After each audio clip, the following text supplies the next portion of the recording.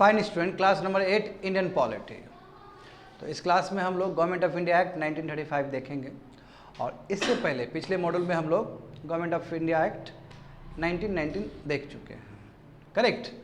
तो उसमें बहुत कुछ ऐसा हुआ है कि जो डायरेक्टली इससे जुड़ेगा, तो देख सकते हो यहाँ पे।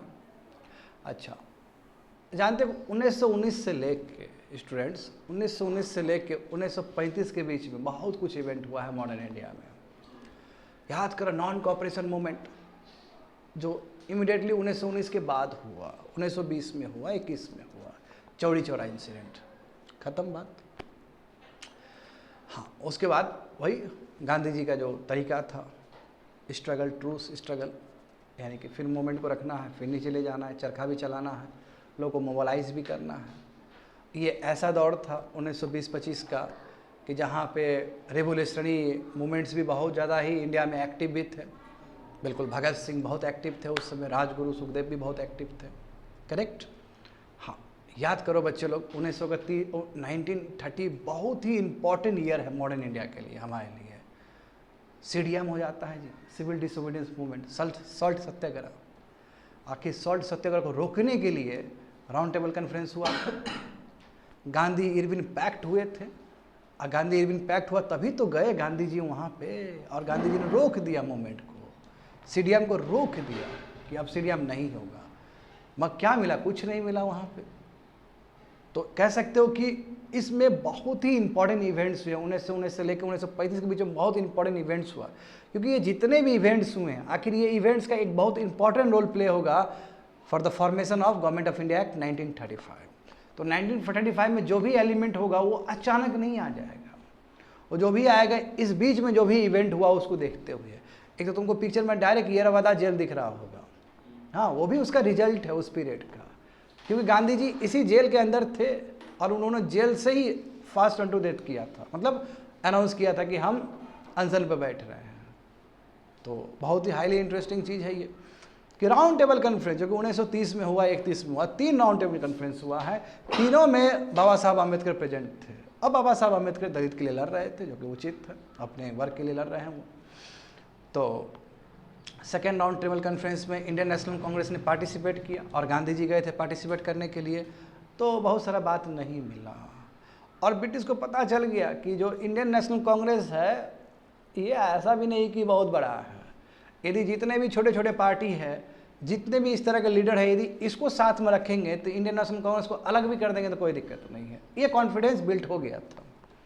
तो अब जानबूझ के, वो जानते हो ब्रिटिश का चाल ही है शुरू से, मॉडरेट्स और एक्सट्रीमिस्ट को अलग कर दिया, कैट और स्टिक पॉलिसी से 1905 का पार्टीशन कर दिया, इंडिया और मुस्लिम और हिंदू को अलग करने के लिए।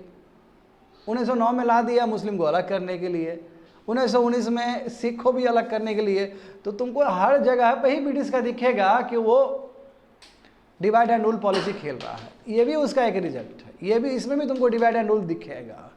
तो उस समय का जो प्राइम मिनिस्टर है ब्रिटेन का, रामसे मैकडोनल्ड, उसने अगस्त 1932 को अनाउंस किया जी कि माइनॉरिटीज़ के लिए, मतलब दलित के लिए, माइनॉरिटीज़ के लिए क्या है, कम्युनल अवार्ड दे रहे हैं। बताओ, तो कम था क्या 1919 में? हाँ, डिप्रेस क्लास के लिए भी बढ़ा दिया गया। गांधी जी को बुरा लगा कि भाई यदि SC को भी अलग हो जाता है तो ये फिर हिंदू से कट जाएगा, ये अलग हो जाएगा, वीक पड़ जाएगा इंडियंस लोग, साथ में लड़ना ज़्यादा बेटर है। बस एक तो ऐसे ही मुसलमान को अलग कर दिया है। तो गांधी जी को ये गुस्सा आया कि ये गलत चीज़ है। गांधी जी अनशन पर बैठ गए जी, fast unto death, Yerwada jail में, ताकि ये क्या हो, जो अवार्ड है, कम्युनल अवार्ड जो है, जिसमें माइनॉरिटी को भी अलग अलग देने का बात है, माइनॉरिटी को अलग करने का बात है, ऐसा ना हो। और BR अम्बेडकर तो खुश थे कि चलो डिप्रेस क्लास को मिल रहा है।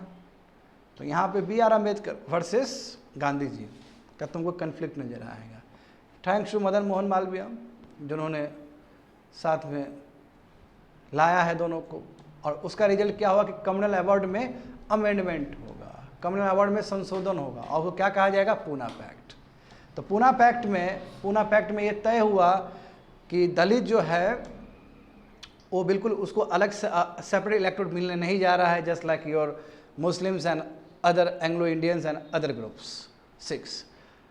तो अब ये लोग भी हिंदू फोल्ड के अंदर ही रहेंगे। और गांधी जी ने आश्वासन दिया कि जो तुमको मिलने वाला था, 70 सीट आसपास जो मिलने वाला था उससे डबल हम तुमको दे देंगे, टेंशन मत लो, उससे ज़्यादा ही दे देंगे। और ये अलग बात है, उसका कुछ पॉजिटिव भी है, उसका कुछ नेगेटिव भी है। रियल सेंस में तो कभी एम्पावरमेंट हुआ ही नहीं दलित का। बात समझ रहे हो क्या बोल रहे हैं हम? तो यहाँ पे समझो, at last there was a agreement between the leaders of the Congress and depressed class, जिसको हम लोग बोलते हैं पूना पैक्ट। हाँ देखो, ये हमें समझना होगा कि it should be noted that the act of 1935 provided separate. हाँ, ये अलग बात है कि 1935 में ये बात है, 1935 में डिप्रेस क्लास को भी देने का बात है, हालांकि अमेंडमेंट कर दिया गया। अब वो डिसाइड करे, इंडियन नेशनल कांग्रेस सब नेता सब डिसाइड करें, मैं डिप्रेस क्लास का दिया गया सेपरेट इलेक्टोरल, महिलाओं को दे दिया गया यार, लेबर के लिए अलग से दे दिया गया। तो कहीं ना कहीं एक बहुत बड़ा हर्डल्स, एक बहुत बड़ा ऑब्स्टेकल्स है नेशनल यूनिटी के लिए, नेशनल बिल्डिंग के लिए, समझ गए ना। और जो कि बाद में भी हमारे जितने भी कॉन्स्टिट्यूशन फ्रेमर्स रहे उनको बाद में भी दिक्कत हुआ है इस चीज़ को लेकर। तो फ्यूचर कॉन्स्टिट्यूशन बनेगा उसमें भी बहुत ही ज़्यादा दिक्कत होगा, समझे। जब पार्टीशन हुआ भारत का, तो ये देखो सब उसी का ना रिजल्ट है जी। सेपरेट इलेक्टोरेट दे दिए, अब मुसलमान को लगने लगा कि ये जगह सेफ नहीं है, हमको अलग जगह चाहिए। वहाँ पे मोहम्मद अली जिन्ना ने अलग कार्ड खेल दिया। तो कहीं ना कहीं इस सब चीज़ का नुकसान भारत को मैसिव लेवल पे बाद में उठाना पड़ा है। तो यहाँ पे एक मॉक क्वेश्चन दिया है जो कि यूपीएससी ने पूछा भी था, कैसे अंबेडकर जी और गांधी जी का जो ओपिनियन है डिफरेंट था, जो तरीका डिफरेंट था अनटचेबिलिटी और कास्ट सिस्टम को लेके। तो दोनों का अप्रोच अलग था स्टूडेंट। कास्ट सिस्टम को लेके अंबेडकर जी बहुत ही मुखर थे, बिल्कुल पसंद नहीं था caste system, but Gandhi ji कहते थे कास्ट सिस्टम ठीक ही है, बट इसमें रिफॉर्म्स लाने की ज़रूरत है। अनटचेबिलिटी का दोनों ही विरोध करते थे, गांधी जी भी विरोध करते थे और अंबेडकर जी भी विरोध करते थे। सही बात है ना? हाँ, क्योंकि जानते हो बच्चे लोग, तुम लोग, आफ्टर सीडीएम फॉर्मली तो 1944 में ख़त्म हुआ, क्योंकि वहाँ से आए, लंदन से लौट के आए, तो फिर उन्होंने स्टार्ट किया। मैं उतना नहीं चला जितना पहले चल रहा था, गांधी इरविन पैक्ट से पहले जितना चल रहा था। तो उसके बाद गांधी जी ने एक्टिव पॉलिटिक्स से संन्यास ले लिया, और गांधी जी उसके बाद केवल काम किए हरिजन के लिए, समझे।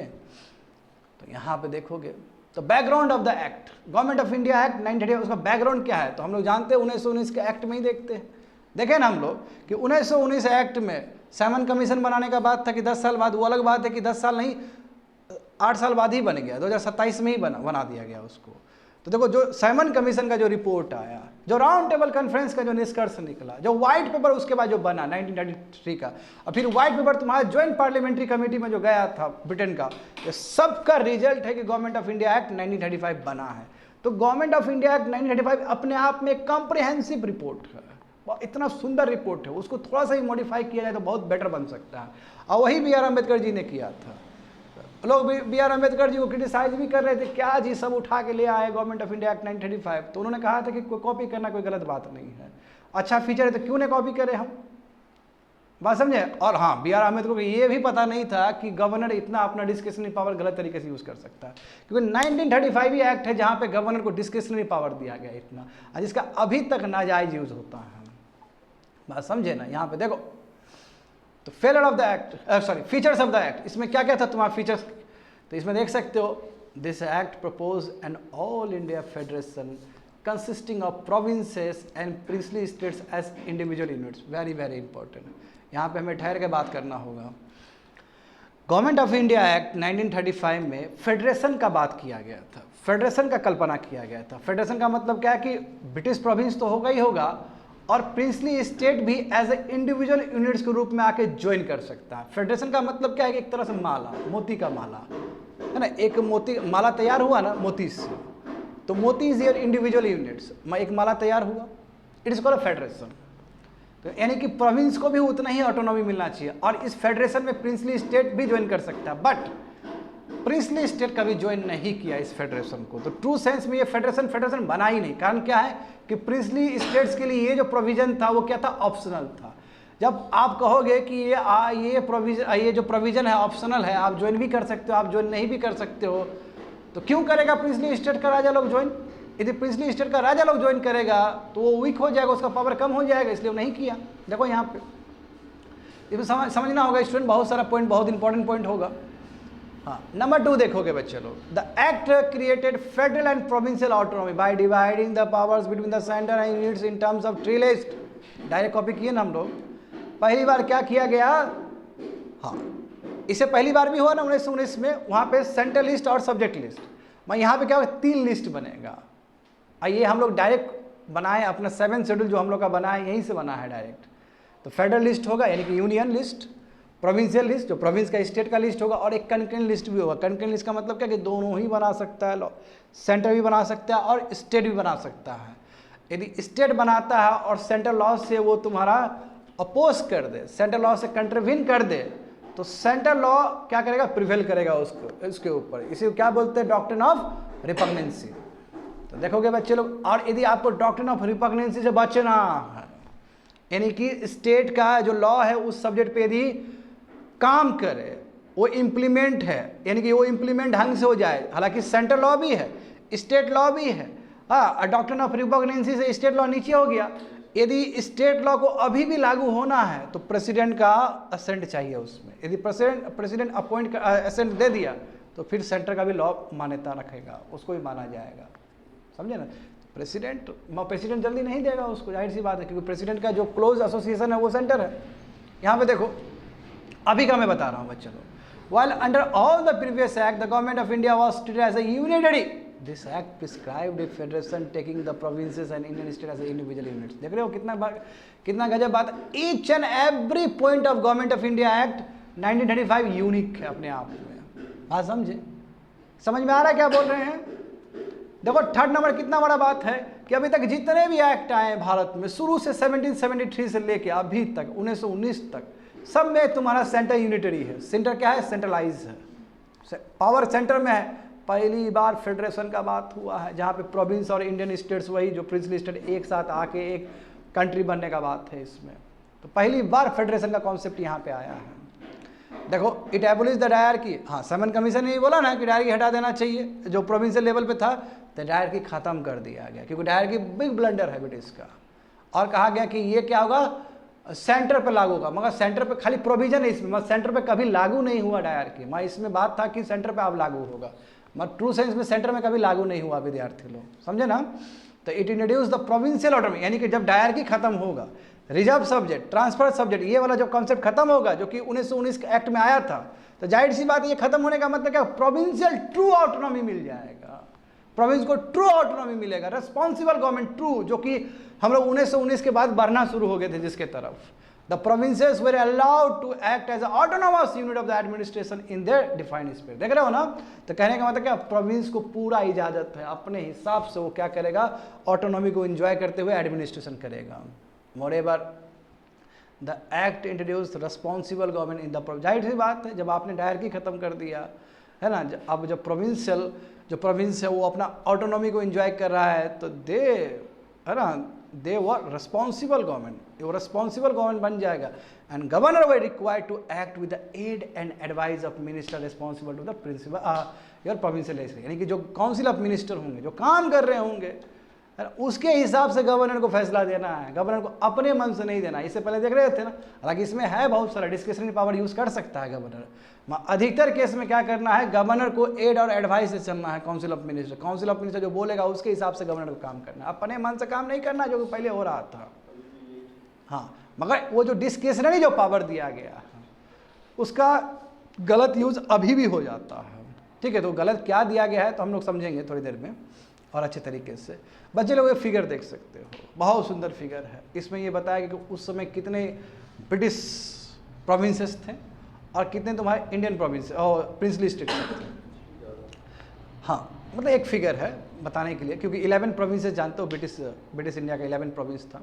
क्योंकि इसमें देखो, अच्छा बायकम्युनलिज्म सेंटर में कब आया, गवर्नमेंट ऑफ इंडिया एक्ट 1919 में। यहाँ पे क्या है कि कुछ राज्य में, यानी कि उस समय ब्रिटिश इंडिया के अंदर 11 प्रोविंस थे, कितना 11 स्टेट था कह सकते हो, 11 स्टेट्स या 11 provinces. Out of 11 provinces 6 provinces को वहाँ पे भी बायकम्युनलिज्म कर दिया गया, यानी कि स्टेट में भी। जैसे देखो बिहार राज्य में दोनों ही है ना, विधानसभा भी है और परिषद भी है कि नहीं, बताओ तो विधानसभा और विधान परिषद दोनों ही है ना बिहार में, लेजिस्लेटिव काउंसिल भी है, लेजिस्लेटिव असेंबली भी है, करेक्ट। तो यहाँ पे देखोगे जो रेसिड्यूटिव पावर है, बच्चे लोग क्या होता है रेसिड्यूटिव पावर, अभी जस्ट हम लोग देखे हैं कि सब्जेक्ट को 3 भाग में डिवाइड कर दिया गया, फेडरल लिस्ट, मतलब यूनियन लिस्ट है ना, स्टेट लिस्ट और कंक्वेंट लिस्ट। मान लो कोई ऐसा विषय आ जाए जो तीनों में ना हो, तो उसके ऊपर लॉ बनाने का किसको अधिकार है? तो रेस्ट्रिक्टिव पावर किसको दे दिया गया? वाइसरॉय को दे दिया गया। अभी के हिसाब से देखोगे, अभी के पार्लियामेंट्री सेटअप के हिसाब से देखोगे तो किसको ये पावर है? पार्लियामेंट को। पार्लियामेंट को, एग्जीक्यूटिव को नहीं जी, पार्लियामेंट को अधिकार है ये, समझे? तो देखो वही तो मैं बोल रहा हूँ ना, government of India act 1935 copy तो किए, मत चेंज लिए। जो रेस्ट्रिक्टिव पावर जो वाइसरॉय एंजॉय कर रहा था, general governor general of India जो एंजॉय कर रहा था, उस सेम हम नहीं दिए। प्रेसिडेंट को हमने नहीं दिया ये चीज़, हमने प्रेसिडेंट को नहीं दिया, क्योंकि प्रेसिडेंट ही रिप्लेस करेगा उसको, वाइसरॉय को। अच्छा, माउंटबेटन को किसने रिप्लेस किया? राजेंद्र प्रसाद ने रिप्लेस किया ना जी, पद के हिसाब से मैं बोल रहा हूँ। तो देखो इसी तो बोलते चालाकी, सही जगह पे सही चीज़ों को ठीक करना। देखो यहाँ पे restrictive power were given to the viceroy which is the unique characteristics of this act. It provided for adoption, बोले ना बच्चे लोग, डायरकी सेंटर में लागू करने का बात है। हाँ, कॉन्सिक्वेंटली फेडरल सब्जेक्ट्स में देखो इसी रूप में फेडरल सब्जेक्ट को 2 भाग में डिवाइड कर दिया, वहाँ पे रिजर्व सब्जेक्ट और ट्रांसफर सब्जेक्ट। बट ये अलग बात है कि प्रोविजन कभी लागू नहीं हुआ ट्रू सेंस में वहाँ पे भी कर दिया गया था 2 अलग, फेडरलिस्ट और कंक्रीटली वो फेडरलिस्ट और क्या है तुम्हारा रिजर्व सब्जेक्ट और तुम्हारा ट्रांसफर ऊपर कर दिया गया था, बट वो ट्रू सेंस में कभी लागू नहीं हुआ सेंटर पे। देखो यहाँ पे 9th नंबर देखोगे बच्चे लोग, तो क्या हुआ कि 6 आउट ऑफ 11 प्रोविंसेस, 6 प्रोविंस में क्या है तुम्हारा, दोनों ही बाइकैमरलिज्म बना दिया गया, दोनों ही हाउस वहाँ पे इस्टेब्लिश कर दिए गए। तो उसमें देखो अभी भी हम लोग है कि नहीं है, बिहार राज्य में है कि नहीं है? तो बिहार राज्य में जो विधानसभा विधान परिषद का जो कॉन्सेप्ट आया है वो और कहीं से नहीं, गवर्नमेंट ऑफ इंडिया एक्ट 1935 से आया, जो कि अभी भी चल रहा है। बंगाल में है कि नहीं? बंगाल में भी है, महाराष्ट्र में भी देखो ना, डायरेक्ट कॉपी है ये, नीचे भी है तुम्हारा, तमिलनाडु में भी है तुम्हारा, है ना? देखो असम में और यूनाइटेड प्रोविंस, यानी कि अभी कह सकते हो यूपी। हाउएवर हाँ, मगर बना तो दिए, मैं बहुत रिस्ट्रिक्शन था, और रिस्ट्रिक्शन करेगा ही करेगा, कोशिश करेगा ब्रिटिश वहाँ पे भी अपना पावर को मेंटेन रखे। यहाँ पे देखोगे बच्चों लोग, हाँ, तो आखिर बात तो कर रहे हैं हम लोग गवर्नमेंट ऑफ इंडिया एक्ट 1935 क्या प्रोविंशियल ऑटोनॉमी के लिए जाना जाएगा, सही बात है ना? वहाँ पे डायरकी खत्म होगा, तो डायरकी चलो अच्छी बात है, मगर कुछ ना कुछ तो पावर कंट्रोल करके रखेगा ना ऊपर से। तो यहाँ पे देखो प्रोविंशियल ऑटोनॉमी का मतलब 2 चीज़, सिंपल भाषा में 2 चीज़ें, इसका मतलब मीनिंग। पहला क्या है कि जो प्रोविंशियल गवर्नमेंट है, जो स्टेट गवर्नमेंट है, वो होली रिस्पॉन्सिबल है प्रोविंशियल लेजिस्लेचर को लेकर, विधानसभा को लेकर। हाँ, यहाँ के जो सरकार है वो अपना विधानसभा में जाके बताए कि हमने क्या क्या किया है। यदि विधानसभा के मेंबर को यदि ठीक नहीं लगा तो नो कॉन्फिडेंस मोशन भी लगाया जा सकता है, मैं अभी के हिसाब से बोल रहा हूँ। तो ये हुआ मतलब नंबर 1। नंबर 2 क्या मतलब हुआ कि बाहर कुछ भी हो रहा वो अंदर नहीं असर पड़ना चाहिए, it was free from the outside control, ऊपर से कोई कंट्रोल ना करे, कोई इंटरफेयर ना करे बहुत सारे मैटर पे। तो इसका मतलब होता है प्रोविंशियल ऑटोनॉमी। तो सवाल ये है कि 1935 में जो प्रोविंशियल ऑटोनॉमी दिया, क्या ये दोनों फीचर ट्रू फॉर्म में था? तो ऐसा नहीं है, हर जगह ही कुछ ना कुछ रिस्ट्रिक्शन होगा। तो देखो यहाँ पे the degree of autonomy was introduce at the provincial level was subject two important limitation. Provincial autonomy है मगर कहीं ना कहीं रिस्ट्रिक्शन भी है। जैसे एग्जांपल देखो, अभी भी वहाँ का जो गवर्नर है, बच्चे लोग, गवर्नर बैठा हुआ है ना स्टेट में, प्रोविंस में, और गवर्नर क्या कर सकता है, बहुत सारा अपना रिजर्व पावर को एंजॉय कर सकता है। रिजर्व पावर को एंजॉय करने का मतलब क्या है कि बहुत सारा बिल को वो वीटो लगा सकता है, बहुत सारा फैसला अपने मन से ले सकता है विदाउट एड और advice of council of minister. और यही चीज़ तो अभी भी प्रॉब्लम देता है इंडियन पॉलिटी में, अभी भी स्टिल, अभी भी कई बार होता है ना, गवर्नर अपने ही मन से फैसला दे देता है। और गवर्नर तो एक तरह से एजेंट है सेंट्रल गवर्नमेंट का, हम जानते हैं गवर्नर क्या है, कोई क्वालिफिकेशन नहीं है, सेंटर कुछ भी किसी को भी भेज सकता है गवर्नर बना के। तो यहाँ पे देखोगे the power of the governor to act in his own description. देखो गवर्नर को जो पावर दिया है कि अपने हिसाब से आप बहुत सारा चीज़ कर सकते हो, ये गवर्नमेंट ऑफ इंडिया एक्ट 1935 में ही लिखा गया है, वहीं का अंश ही है। Through this it can be said that the act of 1935 written control of central government over the province through agent governor. सही बात है ना? जब आपने गवर्नर को कह दिया कि आप डिस्क्रिशनरी पावर यूज़ कर सकते हो, अपना डिस्क्रिशन यूज़ कर सकते हो, व्हाट डज इट मीन? वो अपना डिस्क्रिशन तो यूज़ नहीं करता है, क्योंकि सेंट्रल गवर्नमेंट का वो अपॉइंटी है, तो सेंट्रल गवर्नमेंट के हिसाब से कर रहा होता है वो। तो यहाँ पे देख सकते हो कि सेंटर अभी भी हावी है और स्टिल ये चीज़ अभी प्रेजेंट है ना। तो in such matter the governor was to act without the ministerial advice and this was a serious defect of provincial autonomy. और ये बात कॉन्स्टिट्यूशन असेंबली में भी उठा था, मगर नहीं लग रहा था, या फिर ऐसा हम लोग सोच नहीं पाए उस समय कि ऐसा हो सकता है फ्यूचर में, क्योंकि वो गवर्नर रूल, प्रेसिडेंट रूल लगाने का बात था कि रेयरेस्ट ऑफ द रेयर में यूज़ होना चाहिए सब चीज़। मैं किसको पता था कि इंदिरा गांधी इतना लगा देगी? इंदिरा गांधी ने तो बहुत लगाया ना, जहाँ अपोजिशन लगा दो, बहुत बहुत बहुत सरकार हाँ वही गवर्नर रूल, प्रेसिडेंट रूल, समझे? तो ये मैटर बहुत सीरियस है। बताओ यहाँ पे अपना डिस्क्रिशनरी पावर यूज़ करके गवर्नर क्या कर सकता है? बिना एड और एडवाइस का कुछ भी डिसीजन ले सकता है। इसका मतलब क्या कि जो प्रोविंशियल ऑटोनॉमी का जो बात कर रहे हो कि जो है प्रोविंसी है तो ये पूरी तरीके से प्रोविंशियल ऑटोनॉमी का जो दावा है वो कमज़ोर पड़ जाता है यहाँ पे।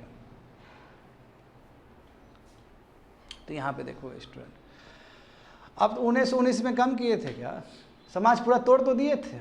और यहाँ पे भी देखो राउंड टेबल कॉन्फ्रेंस हुआ, कम्युनल ये जो तो कम्युनल अवार्ड हुआ ना, हाँ मैकडोनल्ड का हुआ ना, राम से मैकडोनल्ड का, जो ब्रिटिश प्राइम मिनिस्टर था 32 में। तो देखो यहाँ पे दिखेगा तुमको कि और ज़्यादा सेपरेट इलेक्टेड और ज़्यादा ही एक्सटेंड कर दिया गया भाई। चलो डिप्रेस क्लास, शेड्यूल कास्ट के लिए भी कर दिया गया, वुमेन के लिए भी, लेबर के लिए भी कर दिया गया इसमें। हाँ, इसमें कुछ चीज़ बहुत इंपॉर्टेंट है और जो तुमको हिस्ट्री से बहुत सुंदर तरीके से कनेक्ट करेगा विद्यार्थी लोग। याद करो गवर्नमेंट ऑफ इंडिया एक्ट 1858, इसमें एसओएस तो बना ही था। एसओएस क्या पॉलिटिकल हेड है ना, 15 मेंबर का काउंसिल भी बना था जिसको असिस्ट करने के लिए, वो एडवाइजरी बॉडी रहा है। वो वाला पद खत्म, अब वो काउंसिल खत्म कर दिया गया, वो काउंसिल का अब कोई काम नहीं है। और देखो बच्चे लोग, इससे पहले वेरी वेरी इंपॉर्टेंट, यहाँ कन्फ्यूज करोगे तुम लोग, 1919 का गवर्नमेंट ऑफ इंडिया एक्ट में क्या किया गया? Direct election concept. तो डायरेक्ट इलेक्शन कॉन्सेप्ट में क्या था? पीईटी, प्रॉपर्टी, एजुकेशन और टैक्स के बेसिस पे कितना संख्या वोट देगा ये बात कहीं नहीं है। ये 10% का जो संख्या है ये गवर्नमेंट ऑफ इंडिया एक्ट 1935 में है। तो पीईटी तो रहेगा ही पैरामीटर, वो मेन मानदंड तो रहेगा कि किसी को वोट देना है तो पी होना चाहिए, प्रॉपर्टी होना चाहिए, एजुकेशन होना चाहिए और उसको टैक्स पे करना चाहिए सरकार को, तभी उसको राइट है। कितने प्रतिशत लोग वोट दे सकते हैं, ऐसे कितने लोग हो सकते हैं? तो आउट ऑफ 100 10%। तो देखो वही लिखा गया कि जो फ्रेंचाइजी है वो 10% टोटल पॉपुलेशन को वोटिंग राइट्स अलाउ किया है, वो गवर्नमेंट ऑफ इंडिया एक्ट 1935 में। देखो तो भारत आज़ाद हुआ तो इसको मॉडिफाई कर दिया गया कि जिसका उम्र 21 साल है, 21 साल प्लस है, सबको वोटिंग राइट्स। हाँ, शुरू में हम लोग 21 साल में वोट देते थे, बाद में राजीव गांधी ने 21 साल से 18 साल किया है। हाँ समझे? हाँ, इतना ही नहीं बस, चलो each and every point of the government of India act 1935 is important. एक पॉइंट को इग्नोर नहीं कर सकते हो विद्यार्थी लोग तुम लोग। हाँ 30 नंबर देखो कितना अच्छा बात है, रिजर्व बैंक ऑफ इंडिया, हाँ मॉनेटरी पॉलिसी जो संभालता है तो देखता है, उसका गठन तुम्हारा 1935 एक्ट के द्वारा ही हुआ है। हाँ? ताकि करेंसी कंट्रोल किया जा सके, क्रेडिट ऑफ द कंट्री को कंट्रोल किया जा सके, मैनेज किया जा सके। यहाँ पे देखोगे, अच्छा यूनियन पब्लिक सर्विस कमीशन का हम्बल बिगनिंग हो चुका है ना ली कमीशन की वजह से। 1924 में ली कमीशन बना, उसके बाद तुम्हारा 1926 में तुम्हारा सेंट्रल पब्लिक सर्विस कमीशन बना, और यही जो सेंट्रल पब्लिक सर्विस कमीशन है यही आते आते क्या बन जाएगा?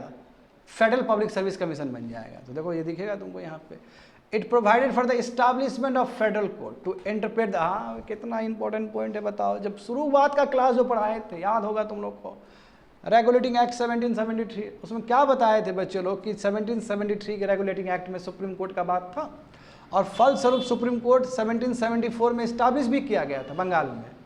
मैं जानते हो कि उस समय बहुत कन्फ्लिक्ट हो रहा था पावर को लेके, तो एक्ट ऑफ सेटलमेंट 1781 वो भी बहुत इंपॉर्टेंट है, जहाँ पे सुप्रीम कोर्ट का दायरा फिक्स कर दिया गया और ये कह दिया गया कि एग्जीक्यूटिव और गवर्नर जनरल ऑफ जो बंगाल है वो कुछ भी करते हैं तो वो इम्यून है।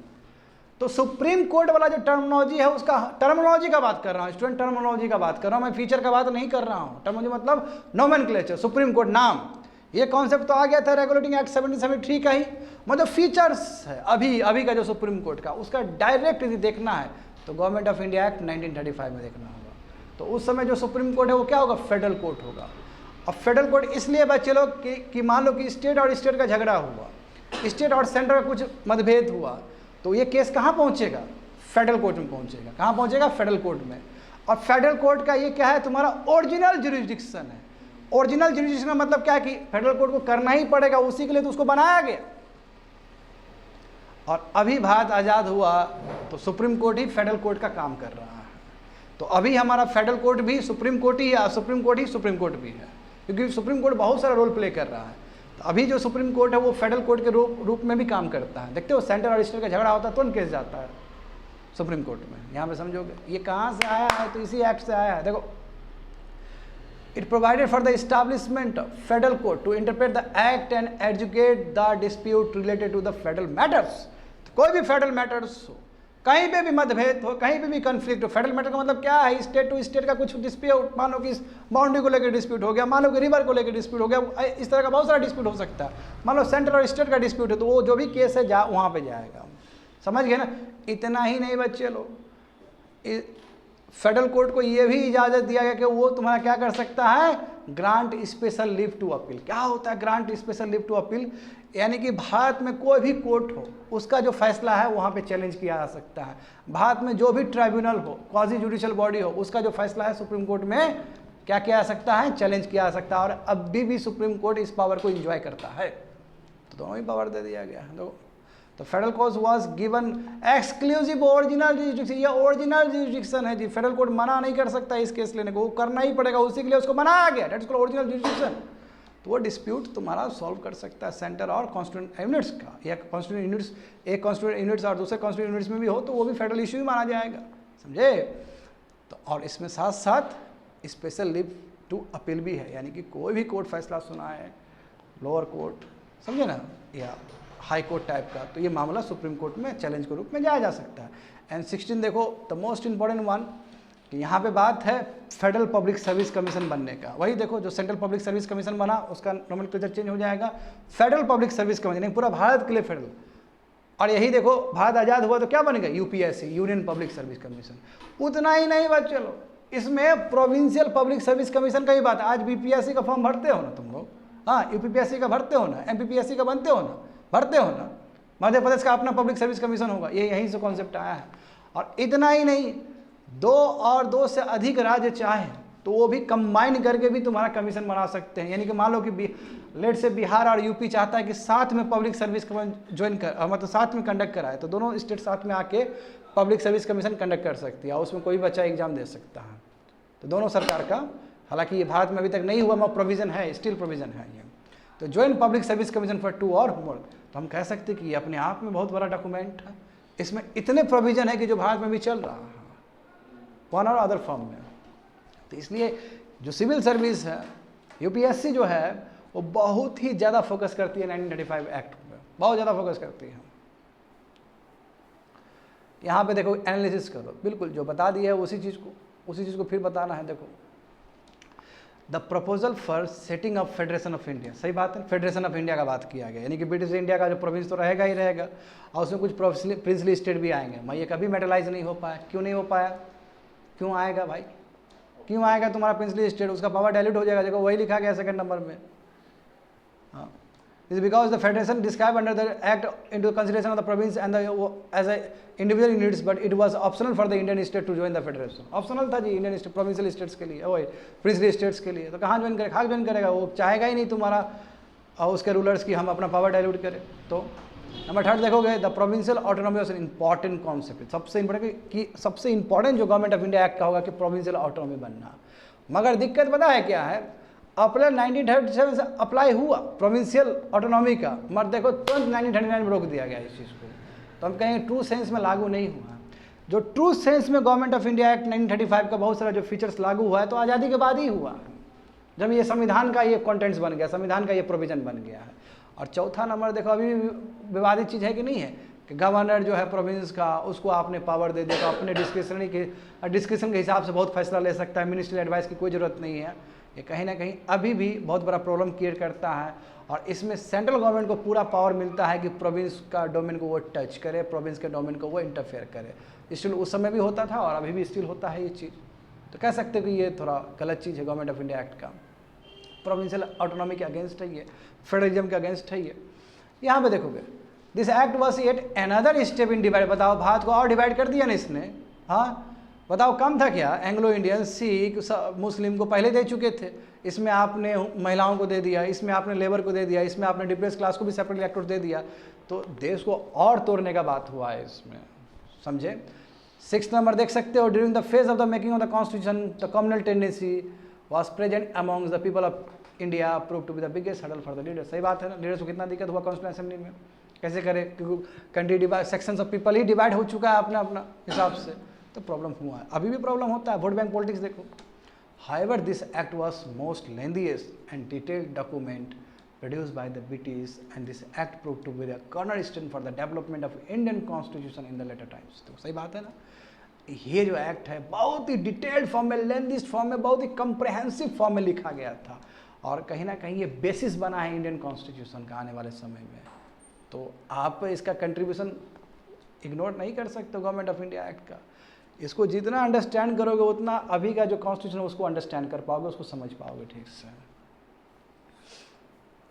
देखो some part of the act like the federal bank, देखो फेडरल बैंक का बात था ना जी, वही federal bank, reserve bank of India, इसमें फेडरल कोर्ट का भी बात है, करेक्ट। देखो और फेडरल बैंक की वजह से देखो आरबीआई बना, फेडरल कोर्ट की वजह से अभी देखो सुप्रीम कोर्ट बना, तो डायरेक्ट इसका तार जुड़ता है प्रेजेंट डेज से या इंडिपेंडेंस के बाद।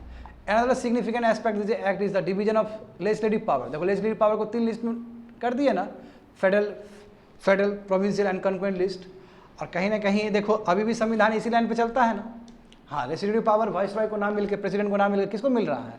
पार्लियामेंट को, पार्लियामेंट को, समझ गए ना, पार्लियामेंट है गधा।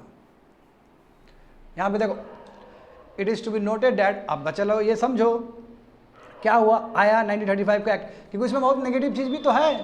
ये अलग बात है कि इसको पॉजिटिव बना के हमने कॉन्स्टिट्यूशन में डाल दिया, जो जो चीज़ काम का है।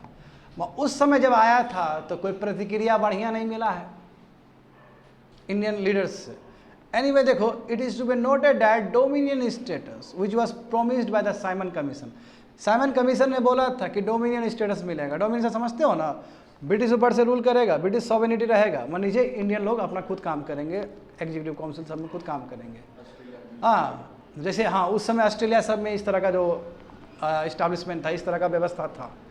तो बात था साइमन कमीशन, साइमन कमीशन में ये बात था, गवर्नमेंट ऑफ इंडिया एक्ट में फिर से कहीं बात नहीं आया। तो ब्रिटिश का देखो ये भी चाल है, गवर्नमेंट ऑफ इंडिया एक्ट में कहीं बात भी तुम्हारा कहीं ये इसमें बात नहीं है। और डोमिनियन स्टेटस का देखते हो, पूरा मॉडर्न इंडिया तो डोमिनियन स्टेटस के लिए ही झगड़ा किया गया है, इवेंट हुआ है, राइट फ्रॉम बीजी तिलक, नहीं स्वराज स्वराज स्वराज स्वराज, अलग अलग इंटरप्रिटेशन अलग अलग दौर में। तो मोतीलाल नेहरू रिपोर्ट, जवाहरलाल नेहरू का प्रतिक्रिया, पूर्ण स्वराज, याद करो पूर्ण स्वराज कब हुआ था?